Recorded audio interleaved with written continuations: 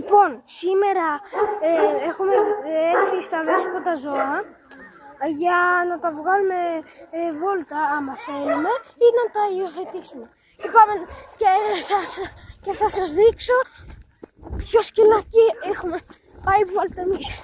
Αυτό εδώ. Κάτσε κάτω, κάτσε κάτω. Κάτω. Κάτω κάθισε. Κάτω.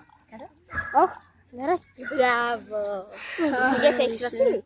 Όχι, δεν έχω τώρα. Είναι πολύ ωραίο. Όχ.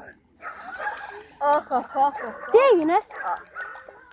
Κάτω σουκνίδες. Σουκνίδες. Σουκνίδες. Είναι Πώς το ονομάσουμε?